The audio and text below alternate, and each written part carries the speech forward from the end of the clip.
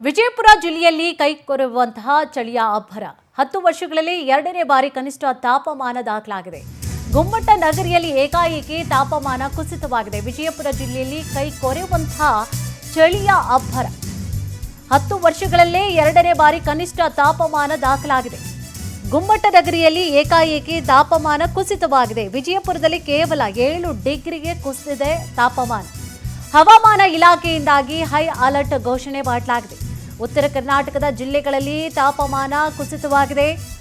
December 16ರವರೆಗೆ yellow alert ಘೋಷಣೆ ಮಾಡಲಾಗಿದೆ. ಬೆಚ್ಚಗಿನ ಉಡುಪನ್ನ ಧರಿಸಿಕೊಳ್ಳಬೇಕು, ಬಿಸಿ ನೀರನ್ನ ಬಳಕೆ ಮಾಡಬೇಕು ಅಂತ ಸೂಚನೆ ನೀಡಲಾಗಿದೆ.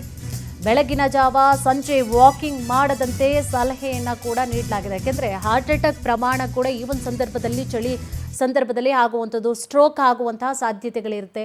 ಆ ಒಂದು ಕಾರಣವಾಗಿ ಬೆಚ್ಚಗಿನ ಉಡುಪನ್ನು ಧರಿಸ್ಕೊಳ್ಬೇಕು, ಬಿಸಿ ನೀರು ಬಳಕೆಯನ್ನು ಮಾಡಬೇಕು. ಜೊತೆಗೆ ಬೆಳಗಿನ ಜಾವ ಅರ್ಲಿ ಮಾರ್ನಿಂಗ್ಗೆ ಹೋಗ್ಬಿಡ್ತಾರೆ. ಎಂಥ ಕೊರಿಯುವಂಥ ಚಳಿ ಇದ್ರೂ ಕೂಡ ಕೆಲವರು ತಣ್ಣೀರಿನಲ್ಲೇ ಸ್ನಾನ ಮಾಡೋದು ಅಥವಾ ವಾಕಿಂಗ್ ಹೋಗುವಂಥದ್ದು ಅಥವಾ ಸಂಜೆ ವಾಕಿಂಗ್ ಮಾಡದಂತೆ ಕೂಡ ಚಳಿ ಇರುತ್ತಲ್ವ ಜಾಸ್ತಿ. ಸೊ ಬೇಡ ಅನ್ನುವಂತಹ ಸೂಚನೆಗಳನ್ನು ಕೂಡ ನೀಡಲಾಗಿದೆ.